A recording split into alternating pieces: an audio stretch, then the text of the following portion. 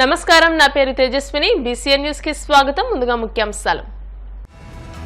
ప్రకాశం బ్యారేజీ గేట్ల వద్ద అడ్డుపడిన బోట్లను తొలగిస్తున్న ప్రత్యేక బృందం, పనులను దగ్గరుండి పర్యవేక్షిస్తున్న మంత్రి నిమ్మల రామనాయుడు.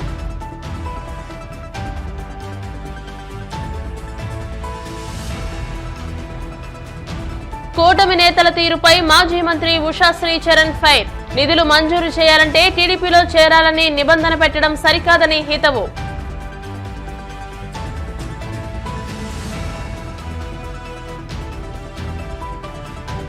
వాహనాల కారణంగానే కాలుష్యం పెరిగిపోతుందన్న పర్యావరణవేత్తలు.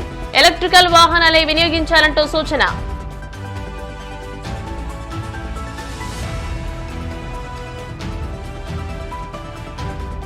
వరద బాధితులకు ₹1 విరాళం చెక్కు ఇచ్చిన వసుధ ఫౌండేషన్ చైర్మన్ మంతెన వెంకటరామరాజుకు మంత్రి నిమ్మల సత్కారం. విజయవాడ ప్రకాశం బ్యారేజీ గేట్ల వద్ద అడ్డుపడిన బోట్లను తొలగించే పనులు శరవేగంగా జరుగుతున్నాయి. 10 మందితో కూడిన డైవింగ్ టీం నదిలోకి దిగి పడవలను ముక్కలుగా చేసి బయటకు తీస్తున్నారు. బోట్లు దృఢంగా ఉండడంతో కొంతమేర మాత్రమే కట్ చేయగలిగారు. దీంతో ఈ ప్రక్రియ మరికొన్ని రోజులు పట్టే అవకాశం ఉందని అధికారులు తెలియజేశారు. తొలుత బోట్లను క్రేన్ ద్వారా లిఫ్ట్ చేయాలని ప్రయత్నించినా సాధ్యపడలేదు. 3 పడవలు 120 టన్నులకు పైగా ఉండడంతో తొలగింపునకు ఇబ్బందులు ఏర్పడ్డాయి. ఈ పడవలను ఒక్కొక్క పడవను 2 భాగాలుగా కట్ చేసి బెలూన్ సహాయంతో తొలగిస్తున్నారు. శరవేగంగా జరుగుతున్న పనులను మంత్రి నిమ్మల రామనాయుడు దగ్గరుండి పర్యవేక్షిస్తున్నారు. ఈ మేరకు జరుగుతున్న పనుల తీరును అడిగి తెలుసుకున్నారు. సర్పంచ్లకు 15వ ఆర్థిక సంఘం నిధులను మంజూరు చేయాలని శ్రీ సత్యసాయి జిల్లా కలెక్టర్ టిఎస్ చేతన్ను వైసీపీ జిల్లా అధ్యక్షులు మాజీ మంత్రి ఉషాశ్రీ చరణ్ కోరారు. పుట్టపర్తి జిల్లా కలెక్టర్ కార్యాలయంలో కలెక్టర్ను పెనుకొండ నియోజకవర్గంలోని సర్పంచ్లతో కలిసి ఆమె కలిశారు. ఉషాశ్రీ మాట్లాడుతూ పెనుకొండ సర్పంచ్లకు నిధులు మంజూరు చేయాలంటే టీడీపీ కండువా కప్పుకోవాలని మంత్రి సవిత చెప్పడం దారుణమన్నారు. పెనుకొండలో ఏకపాలన జరుగుతోంది. అంటే మంత్రి సవితమ్మ ప్రతి ఒక్క ఎంపీడీఓకు ఈఆర్డీకు అందరికీ కూడా ఇన్స్ట్రక్షన్స్ ఇచ్చింది. ఎక్కడ కూడా ఫండ్స్ రిలీజ్ చేయదండి అని చెప్పింది. తద్వారా మన సర్పంచ్లందరూ కూడా పోయి కలిసి ఎందుకమ్మా మీరు మా ఫండ్స్ హోల్డ్ చేశారు, మీరు అఫీషియల్స్ అందరికి కూడా ఇన్స్ట్రక్షన్స్ ఇచ్చినారని అడగానే వాళ్ళందరూ మా కండువాలు వేసుకుంటే మాత్రమే మేము ఆ ఫండ్స్ని రిలీజ్ చేస్తామనే పొలిటికల్ ఇంటర్వెన్షన్ అయితే ఆమె తెచ్చింది. చాలామంది మా సర్పంచ్లు ఎవరైతే కలిసేకపోయినారో పెనుగొండ నుంచి, అదేవిధంగా సోమాదేపల్లి సర్పంచెస్ వెళ్తే మీరు టీడీపీ కండువా వేసుకుంటే మాత్రమే మీకు ఫండ్స్ రిలీజ్ చేశానని చెప్తా ఉంది. ఈరోజు మంత్రి సవితమ్మకు ఒకే మాట అడుగుతున్నాను.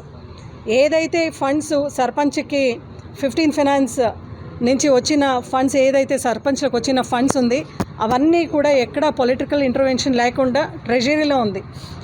అంటే సర్పంచు పంచాయతీరాజ్ రైట్స్ ప్రకారము ఆయన హక్కుని ఆయన చెలాయించుకుంటూ ఏదైతే పంచాయతీకి నెససరీగా ఉంటుందో అక్కడ ఫండ్స్ పెట్టేదానికి ఆయనకి ప్రతి ఒక్క రైట్స్ ఉంటుంది. ఆ హక్కుని హరించి ఈరోజు ఆమె ఈ యొక్క పొలిటికల్ ఇంటర్వెన్షన్, అంటే టీడీపీలో మీరు వచ్చి కండువా వేసుకుంటే మాత్రమే మీకు ఫండ్స్ రిలీజ్ చేస్తానని అడుగుతా ఉంది కదా. ఆమెను ఒకే మాట అడుగుతున్నాను, ఇదేం మీ ఇంటి ఫండ్సా? ఈరోజు మీరు ఇట్లా మాట్లాడుతున్నారు కదా సవితమ్మ, ఇదేం మీ ఇంటి నుంచి?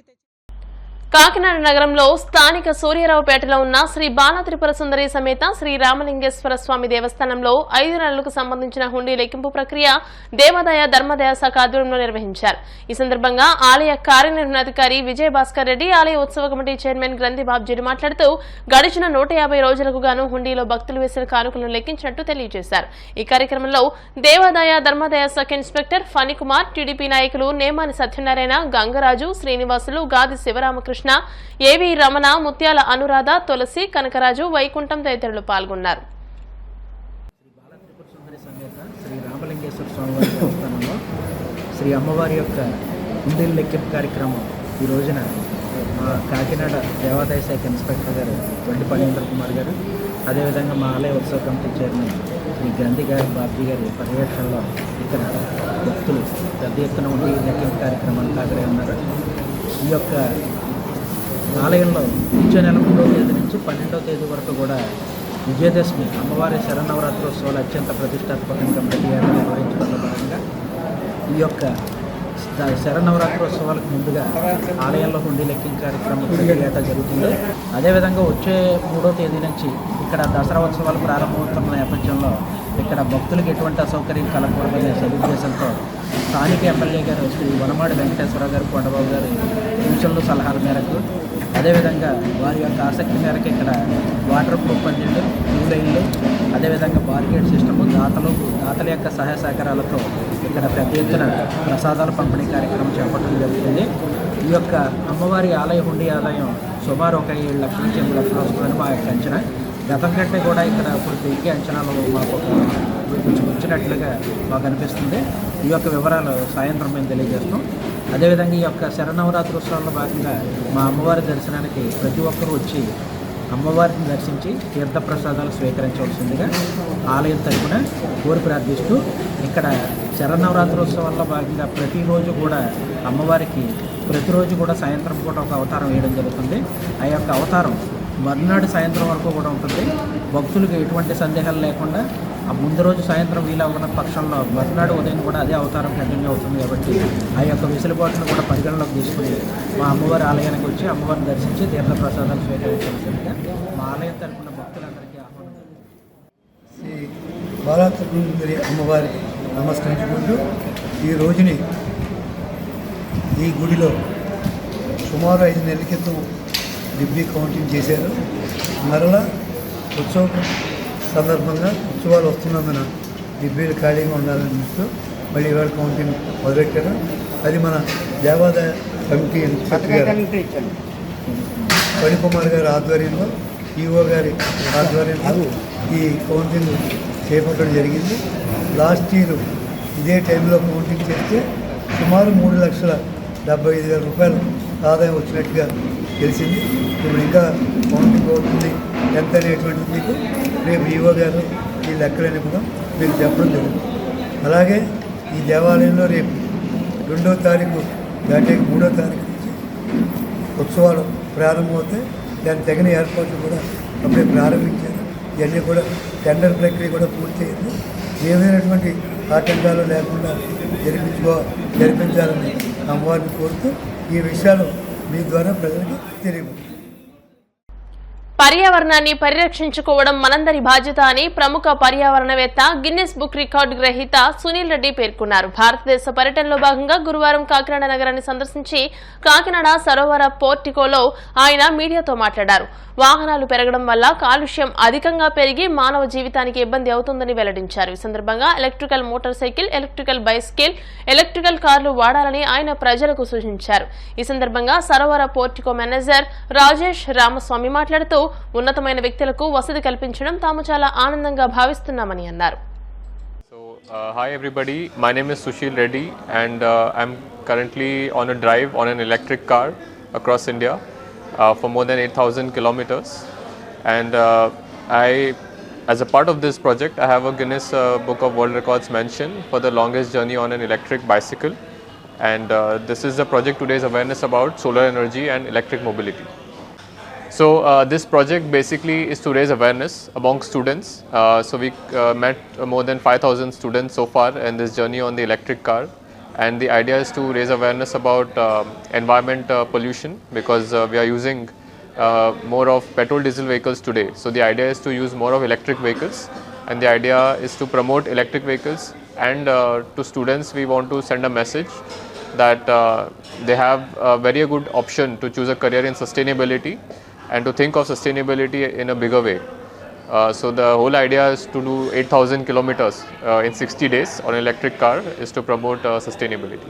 So today we are using a lot of petrol diesel vehicles, right? So that is polluting to the environment. So the message to everybody is try to reduce the usage of petrol diesel vehicles and shift to electric vehicles. For electric vehicles reduce air pollution because they do not have tailpipe emissions, and also your running cost is much less. So it is not only good for the environment but also good for your pocket in the long term. So today there are many electric vehicles already in the market which are coming, and I would suggest people to try electric vehicles because they are helpful to reduce air pollution in the cities. CPM జాతీయ ప్రధాన కార్యదర్శి సీతారాం ఏచూరి మృతి వామపక్ష శ్రేణులకు ఉద్యమకారులకు తీరని లోటని CPM పశ్చిమ గోదావరి జిల్లా కార్యదర్శి బి బలరాం పేర్కొన్నారు. ఢిల్లీలోని ఎయిమ్స్ ఆసుపత్రిలో గత కొన్ని రోజులుగా చికిత్స పొందుతూ గురువారం మృతి చెందిన సీతారాం ఏచూరికి సిపిఎం నాయకులు నివాళులర్పించారు. సీతారాం ఏచూరి మృతి వార్త తెలియగానే నరసాపురంలోని స్థానిక సిపిఎం కార్యాలయం వద్ద ఆయన చిత్రపటానికి పూలమాలలు వేసి నివాళులర్పించారు. ఈ సందర్భంగా బలరాం మాట్లాడుతూ విద్యార్థి ఉద్యమం నుండే ఆయన దేశ ప్రజలకు విశేష సేవలు అందించారని అన్నారు. దేశంలో సిపిఎం ఉద్యమాన్ని వామపక్ష ఉద్యమాన్ని ముందుకు తీసుకువెళ్లడంలో ఏచూరి కొనసాగిస్తున్న పాత్ర దేశ ప్రజలు మర్చిపోలేరని అన్నారు. ఏచూరి ఆశయాలను కొనసాగించడానికి దేశంలో విప్లవోద్యమాన్ని ముందుకు తీసుకువెళ్లడానికి అంతా కృషి చేయడమే ఆయనకు అర్పించే నివాళి అని బలరాం పేర్కొన్నారు. నివాళులర్పించిన వారిలో సిపిఎం జిల్లా కార్యదర్శి వర్గ సభ్యులు కౌరు పెద్దిరాజు, పట్టణ కార్యదర్శి ముచ్చాల త్రిమూర్తులు, మహిళా సంఘం జిల్లా కార్యదర్శి పొగాకు పూర్ణ, సిపిఎం నాయకులు పొగాకు నారాయణరావు, తెలగంశెట్టి సత్యనారాయణ, బొక్క శ్రీనివాస్, కుక్కల శ్రీరామ్మూర్తి, కౌరు శ్రీనివాస్, బూడిద జోగేశ్వరరావు, కోరాడ బద్రి, పున్నాని అప్పలనాయుడు తదితరులు పాల్గొన్నారు. సిపిఎం పార్టీ అఖిల భారత ప్రధాన కార్యదర్శి కామ్రేడ్ సీతారాం ఏచూరి గారు ఈరోజు మధ్యాహ్నం 3 గంటలకి ఢిల్లీలోని all India institute of medical sciences ఆసుపత్రిలో చనిపోయారు. ఇది చాలా విషాదకరమైనటువంటి విచారకరమైనటువంటి వార్త. కామ్రేడ్ సీతారాం ఏచూరి గారికి సిపిఎం పార్టీ పశ్చిమ గోదావరి జిల్లా కమిటీ తరఫున పశ్చిమ గోదావరి జిల్లా నరసాపురంలో ఘనంగా నివాళులర్పిస్తున్నాం. కామ్రేడ్ సీతారాం ఏచూరి గారు గత 25 రోజులుగా అస్వస్థులుగా ఉన్నారు. ఢిల్లీలోని all India institute of medical sciences లో చికిత్స పొందుతున్నారు. ఈ రోజున ఆయన తుది శ్వాస ఇచ్చారు. కామ్రేడ్ సీతారాం ఏచూరి గారి మరణం మనల్ని తీవ్ర దిగ్భ్రాంతికి కలుగజేసింది. వారి మరణం పట్ల తీవ్రమైనటువంటి విచారాన్ని వ్యక్తం చేస్తున్నాం. కామ్రేడ్ సీతారాం ఏచూరి గారు విద్యార్థిగా ఉండగా అభ్యుదయ భావాల వైపు, దేశభక్తి భావాల వైపు ఆకర్షించబడ్డారు. ఆయన విద్యాభ్యాసం హైదరాబాద్లో జరిగింది. ఆ తర్వాత ఢిల్లీలోని జవహర్లాల్ నెహ్రూ యూనివర్సిటీలో ఆయన విద్యార్థి నాయకుడిగా పనిచేశారు. 1975లో ఆ రోజున ఈ దేశంలో కాంగ్రెస్ ప్రవేశపెట్టినటువంటి ఎమర్జెన్సీ క్రూర నిర్బంధానికి గురయ్యారు. రహస్య జీవితం గడిపారు, జైలు జీవితం గడిపారు. ఆ తర్వాత సిపిఎం పార్టీలో బాధ్యతల్లోకి వచ్చారు. పాలిట్ బ్యూరో సభ్యులుగా పనిచేశారు. 10 సంవత్సరాల క్రితం సిపిఎం పార్టీకి అఖిల భారత ప్రధాన కార్యదర్శిగా ఎన్నికయ్యారు. మేధావి, సమర్థవంతమైన నాయకుడు. ఈ దేశ రాజకీయాల్లో ప్రధానమైన పాత్ర పోషిస్తున్నటువంటి వారు. ఈ దేశంలో ఈ రోజున మతోన్మాద శక్తులు రాజ్యమేలుతున్నాయి. దేశాన్ని కష్టాల సుడిగుండంలోకి నెట్టివేస్తున్నాయి. మతోన్మాదానికి వ్యతిరేకంగా సీతారాం ఏచూరి గారు సిపిఎం పార్టీ అఖిల భారత నాయకుడిగా ఒక్కవోని దీక్షతోటి మన పోరాటాన్ని కొనసాగించారు. కామ్రేడ్ సీతారాం ఏచూరి గారికి సిపిఎం పార్టీ పశ్చిమ గోదావరి జిల్లా కమిటీ తరఫున ఘనంగా నివాళులు జోహార్లు అర్పిస్తున్నాం.